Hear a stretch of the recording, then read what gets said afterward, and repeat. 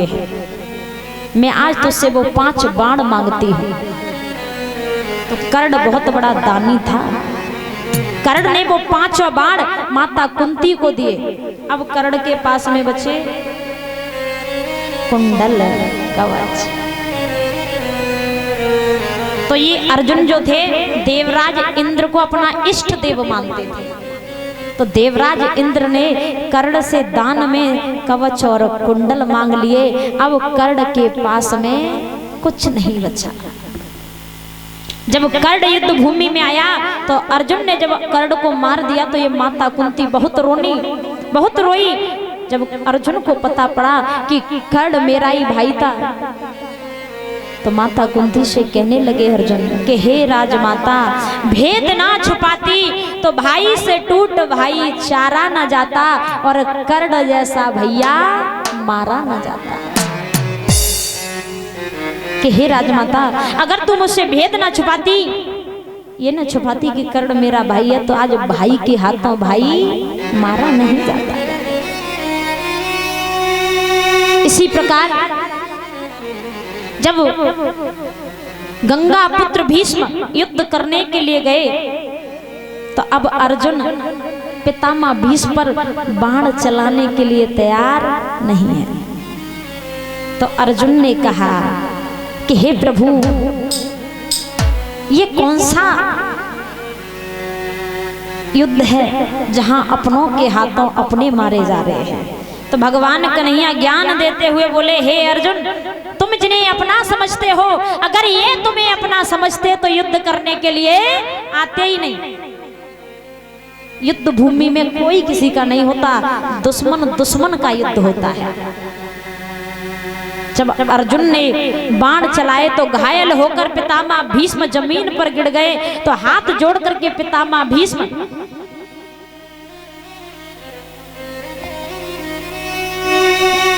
श्यामू सविता 101 रुपए से सम्मानित करते हैं। जोरदार तालियां भैया जी के लिए। हम भगवान से प्रार्थना करेंगे सदा सुखी रहे। पितामह भीष्म ने भगवान कन्हैया से बड़ी सुंदर बात पूछी कि हे कन्हैया, मुझे अपने सारे जन्म याद हैं कि मैंने कोई भी जन्म में कोई पाप नहीं किया, फिर मैं आज इस रणभूमि में कैसे मारा गया, आज इस रणभूमि में घायल कैसे हुआ। तो भगवान कन्हैया कहने लगे कि हे भीष्म, ये बात सत्य है कि तुमने किसी जन्म में कोई अधर्म नहीं किया, कोई पाप नहीं किया, पर लेकिन याद करो, जब भरी सभा में द्रौपदी पर अत्याचार हो रहा था, द्रौपदी की दुशासन साड़ी खींच रहा था, तो तुम चुपचाप देख रहे थे। और एक अबला पर अत्याचार देखते हुए ये सबसे बड़ा पाप होता है। तुम तभी पाप के भागीदार बन गए, ये उसी पाप की सजा है। पितामह भीष्म कहने लगे, प्रभु मैं तुमसे कुछ मांगना चाहता हूं। भगवान कन्हैया कहने लगे, बताइए क्या चाहिए। तो पितामह भीष्म कहने लगे कि हे प्रभु, जब तक महाभारत का युद्ध चले तब तक मेरे शरीर से प्राण निकलने नहीं चाहिए, क्योंकि ये महाभारत का युद्ध मैं अपनी आंखों से देखना चाहता हूं। महाभारत का युद्ध 2 ही लोगों ने अपनी आंखों से देखा है, एक पितामह भीष्म, एक बब्बरीक, जो आज कलयुग के देवता हैं खाटू श्याम, जिन्हें खाटू श्याम के नाम से हम सभी पूज रहे हैं। इधर दुर्योधन के सारे भाई मारे जाते हैं, इधर दुर्योधन अकेला बचता है। अब दुर्योधन को भीम युद्ध में नहीं मार पा रहे।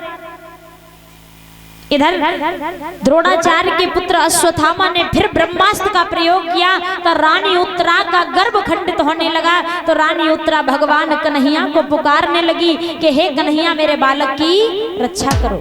तो भगवान कन्हैया ने मरे हुए परीक्षित में पुनः प्राण डाले। परीक्षित महाराज एक ऐसे राजा थे जिन्होंने अपनी मां के गर्भ के अंदर भगवान का दर्शन किया। वो राजा थे राम नरेश कुशवाहा 51 रुपए से सम्मानित करते हैं। जोरदार तालियां भैया जी के लिए। भगवान की मनोकांक्षा मनोकामना पूर्ण करे। ऐसे राजा थे। इधर अर्जुन ने अश्वत्थामा को भी मार दिया। अब दुर्योधन नहीं मर पा रहा है तो भगवान कन्हैया अर्जुन से कहते हैं, पांडवों को सलाह देते हैं कि दुर्योधन ऐसे नहीं मरेगा। दुर्योधन को मारने का राज केवल मैं ही जानता हूं। भगवान कन्हैया जानते थे कि दुर्योधन कैसे मरेगा। एक बार माता गांधारी ने दुर्योधन से कहा कि तुम नगिन होकर के मेरे पास आना।